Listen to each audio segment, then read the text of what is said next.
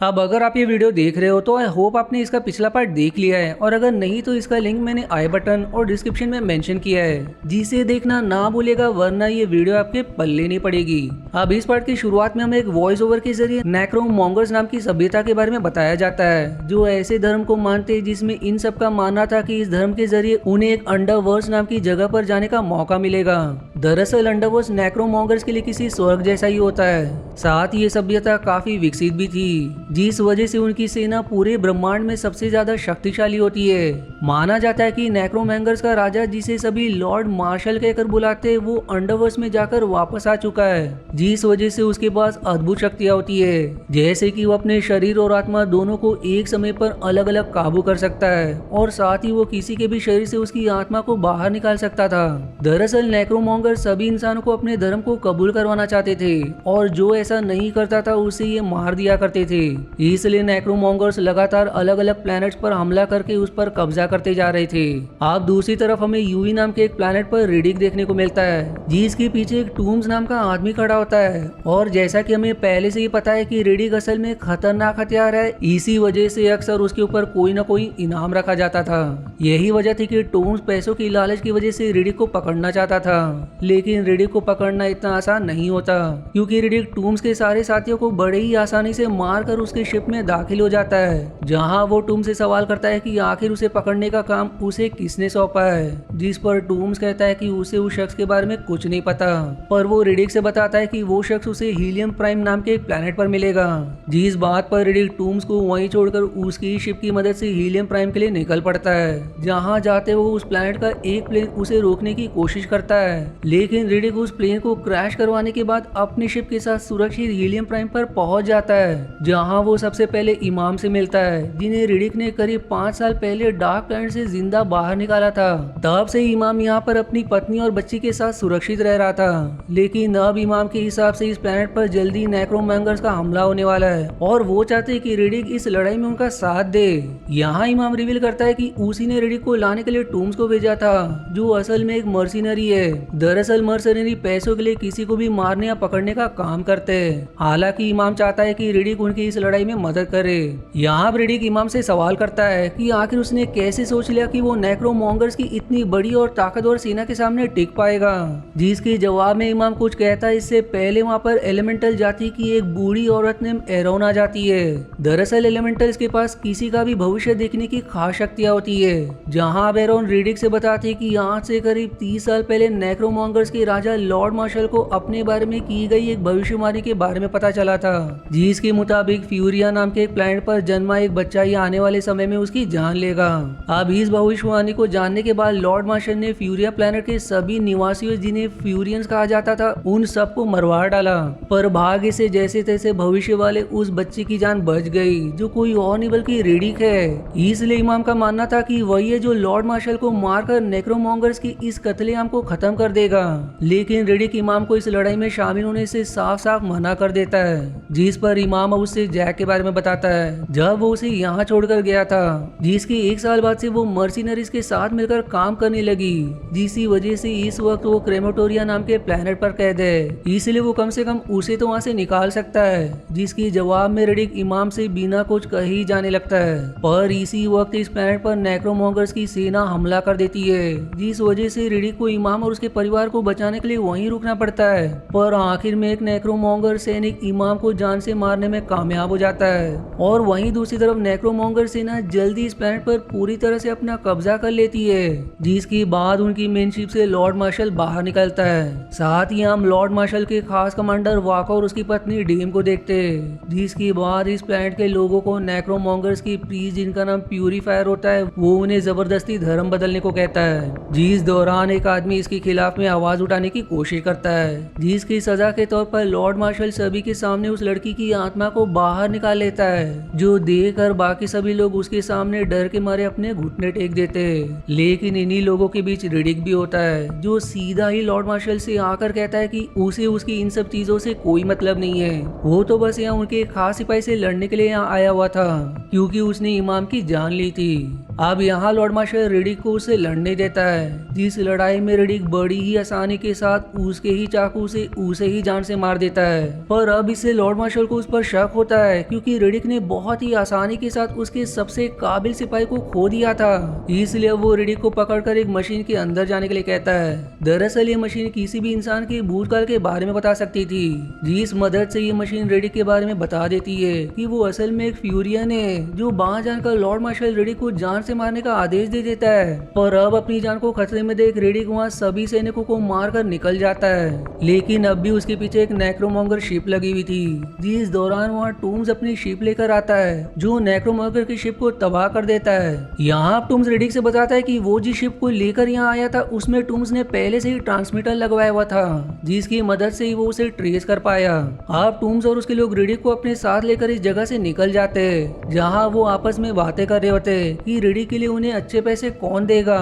जिस पर Riddick tombs से कहता है कि उन्हें अच्छे पैसे सिर्फ क्रेमेटोरिया पर ही जाकर मिल सकते हैं, जिसकी इस बात को टूम्स मान जाता है। इसलिए अब ये लोग क्रेमेटोरिया के लिए निकल जाते हैं। दूसरी तरफ लॉर्ड मार्शल वैको को रिडिक को ढूंढकर मारने का आदेश देता है, जिसके बाद वैको जाकर अपने पत्नी से मिलता है। जिनके बीच बातों से हम समझ पाते हैं कि वैको असल में लॉर्ड मार्शल को ही मारकर उसकी जगह खुद नेक्रोमोंगर्स का राजा बनना चाहता है। जिस पर उसकी पत्नी उसे कहती कि इसके लिए उसे पहले रिडिक को ढूंढकर मारना होगा, क्योंकि अगर भविष्यवाणी के मुताबिक रिडिक ने अगर पहले लॉर्ड मार्शल को मार दिया तो वो राजा बन जाएगा।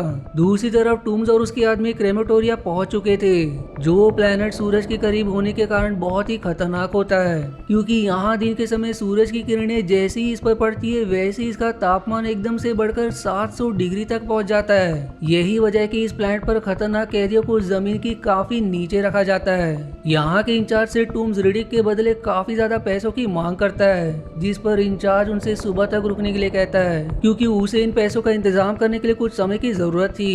वहीं इधर जेल के अंदर सभी कैदी रिडिक को पहचानते थे, इसलिए उनमें से कुछ लोग उसको मारने की कोशिश भी करते हैं, पर रिडिक उन्हें काफी आसानी से संभाल लेता है। इसी दौरान रिडिक की मुलाकात जैक से होती है, जिसे बचाने के लिए वो यहाँ आया हुआ था। जैक जो अब रिडिक से नफरत करती थी वो उसे बताती कि अब उसका नाम जैक नहीं बल्कि कीरा है। जिस बीच गार्ड जेल के अंदर अजीब से खूंखार भेड़िए छोड़ देते, क्योंकि इसी तरह वो यहाँ कैदियों की बढ़ती हुई संख्या को काबू में करते थे।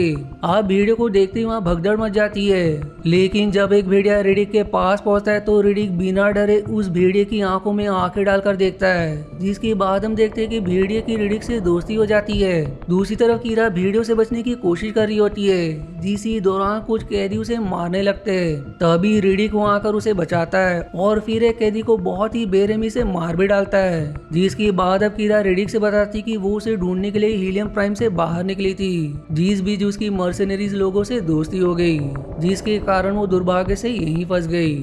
अब इसी दौरान रिडिक नोटिस करता है कि यहाँ के गार्ड्स बारी बारी ताजी हवा खाने के लिए एक लिफ्ट के जरिए ऊपर जा रहे होते हैं। वहीं दूसरी तरफ इस जेल के इंचार्ज को एक नेक्रोमोंगर शिप की उनके प्लेनेट पर मौजूद होने की खबर मिलती है, जिस बारे में वो टूम से सवाल करते हैं। और अब देखते ही देखते दोनों के बीच बहस शुरू हो जाती है, क्योंकि बातों ही बातों में टूम्स ने उसे बता दिया था कि उसने इसके पहले एक नेक्रोमोंगर शिप को तबाह किया था।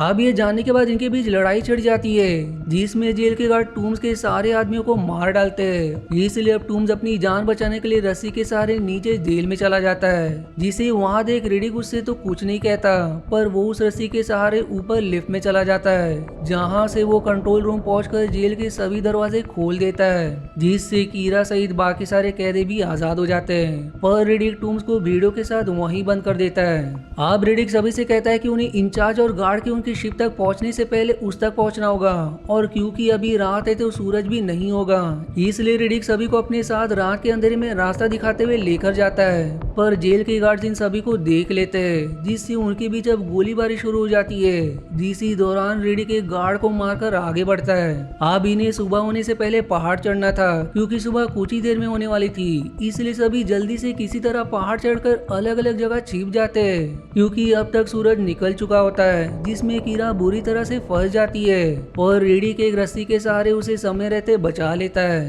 अब इस प्लेनेट के दिन के समय समेत 7 मिनट का एक ऐसा भी समय आता है जिस दौरान सूरज की रोशनी एकदम से कम हो जाती है। इसलिए यही मौका होता है जब ये लोग शिप तक पहुंच सकते थे।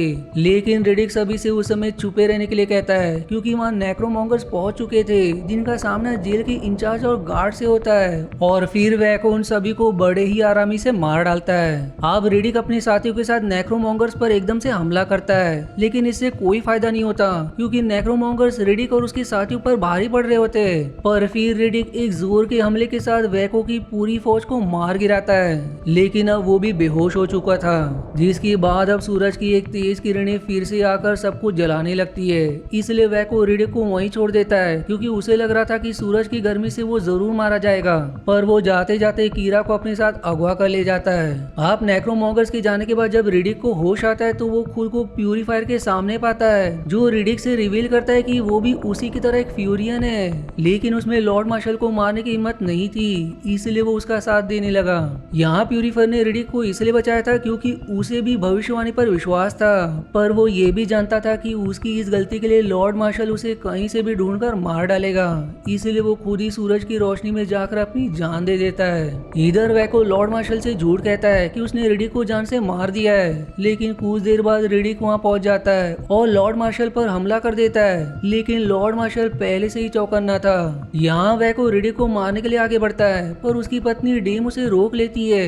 अब लॉर्ड मार्शल रेडिक से अकेले ही लड़ने का फैसला करता है, पर इसके पहले कि वो उसके सामने कीरा को पेश करता है जो अब एक नेक्रोमोंगर बन चुकी थी, जिसकी इस हालत को देखकर रेडिक लॉर्ड मार्शल के ऊपर गुस्से में चाकू से वार कर देता है, जिससे उसे एक हल्का सा कट लग जाता है। इसलिए वो रेडिक को अपनी शक्तियों का इस्तेमाल करके बुरी तरह मारता है और फिर रेडिक की आत्मा को उसके शरीर से बाहर निकालने की कोशिश करता है, जिस दौरान रेडिक उसे एक जोर की लात मारता है। इसलिए अब लॉर्ड मार्शल उसे एक लोहे के भाले के जरिए जान से मारने की कोशिश करता है, जो देखकर अब कीरा को सब कुछ याद आ जाता है। इसलिए वो लॉर्ड मार्शल को पीछे से चाकू मार देती है, लेकिन लॉर्ड मार्शल में अब भी काफी दम होता है। इस वजह से वो कीरा को हवा में उछालकर दूर फेंक देता है, जिससे कीरा की पीठ में एक धारदार हथियार घुस जाता है। यहाँ अब लॉर्ड मार्शल को घायल देख डेम वेको से लॉर्ड मार्शल को जान से मारने के लिए कहती है क्योंकि उसके लिए यही अच्छा मौका है, वो उसे मारकर खुद राजा बन सकता है। पर इससे पहले वेको लॉर्ड मार्शल को मार पाता वो अपनी आत्मा को बाहर निकालकर अपना हथियार उठाने की कोशिश करता है, पर उस जगह रेडिक पहले से ही खड़ा होता है जो लॉर्ड मार्शल को मारने में बिल्कुल भी देर नहीं करता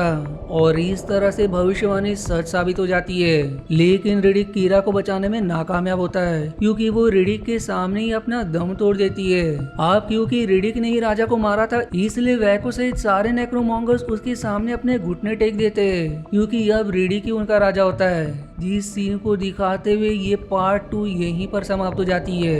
अब अगर आपको इसके आगे के पार्ट्स देखने तो आपको इसका लिंक कमेंट या डिस्क्रिप्शन में मिल जाएगा। और जाने से पहले दोस्तों आपसे छोटी सी विनती है कि मेरी वीडियो को लाइक जरूर करें और चैनल को सब्सक्राइब करके मेरा मनोबल जरूर बढ़ाए, इससे मुझे बहुत मदद मिलती है। मिलते अगले एंटरटेनिंग वीडियो में, तब तक के लिए धन्यवाद दोस्तों। आशा है आपको मेरी एक्सप्लेनेशन पसंद आई। यदि हाँ तो प्लीज वीडियो को लाइक करना और चैनल को सब्सक्राइब करके सपोर्ट करना ना भूलें। मिलते हैं अगले एक्सप्लेनेशन वीडियो में, तब तक के लिए धन्यवाद दोस्तों।